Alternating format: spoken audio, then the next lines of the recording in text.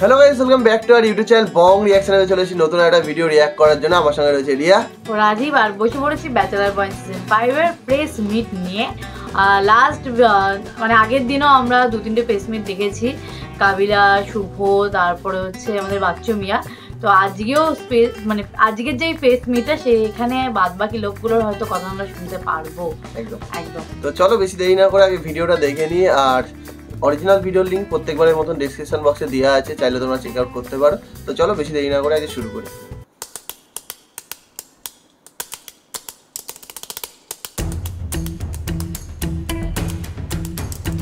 বাহ, তোমার পোস্টার লাগানো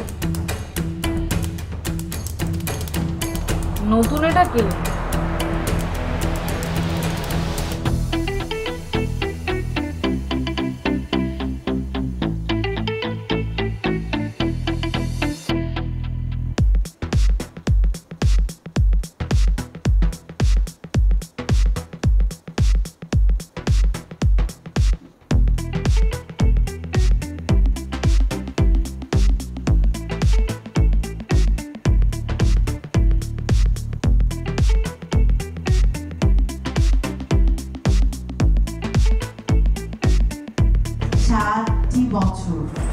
সাতটি বছর বাংলাদেশে কোনো ধারাবাহিক আমার মনে হয় ব্যাচেলার পয়েন্টের মতো এত জনপ্রিয়তার সাথে এই 7 বছর টিকে থাকেনি।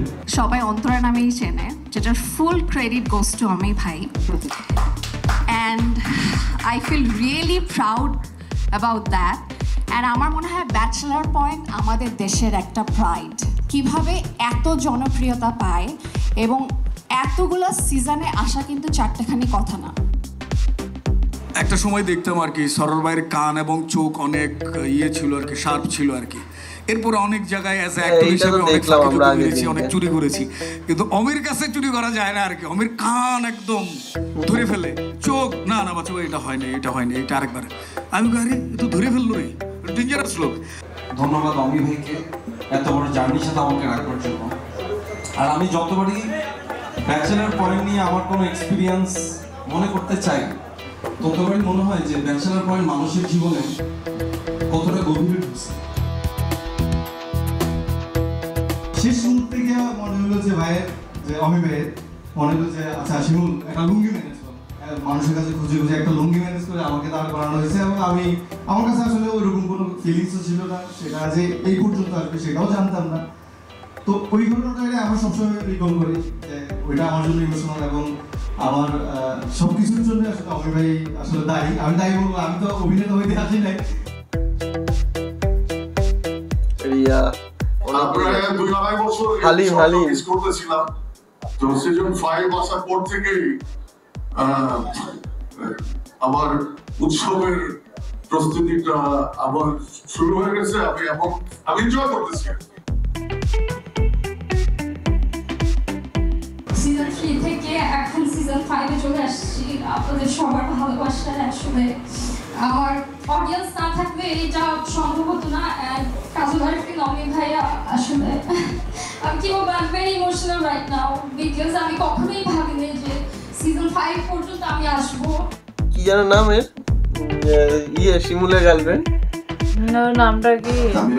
7 বছর আমার একটা রোকিয়ার বোন বরিশালে, যে কাজল আরিফিন অমি ইজ এ ম্যাজিশিয়ান। এটা আমার মুভি কেন হয়েছে যে আমরা 7 বছর আগে যখন ব্যাচেলার পয়েন্ট শুরু করেছিলাম, ধরে নিয়ে যায় যে সেটা একটা কাগজের নৌকায় ছোট্ট বৃষ্টির পানি পার করার একটা চেষ্টা ছিল।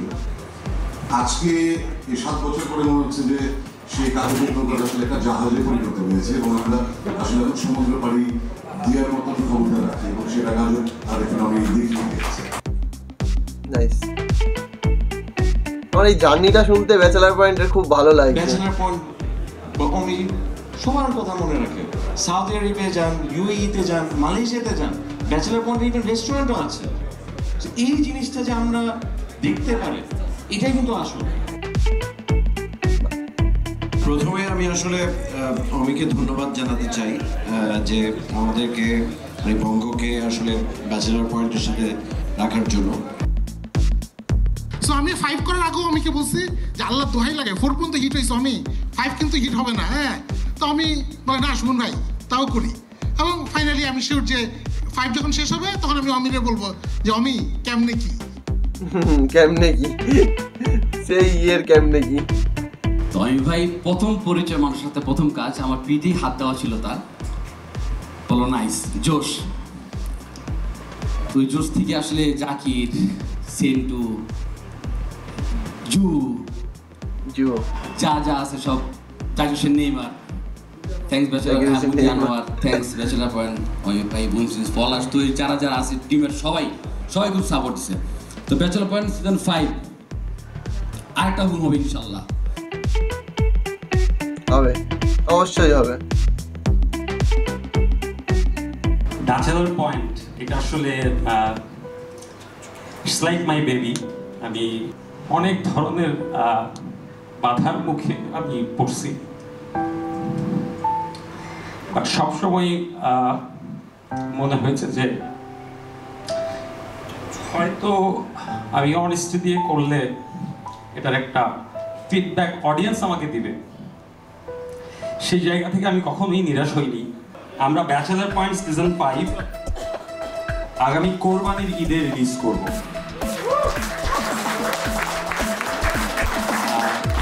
আগামী কোরবানি ঈদের দিন বঙ্গ অ্যাপে আপনারা ব্যাচেলার পয়েন্ট একসাথে 8টা এপিসোড দেখতে পাবেন। আচ্ছা, একসঙ্গে 8টা এপিসোডই আসছে একবারে, মানে চলে এসছে এই তো সিজন 5।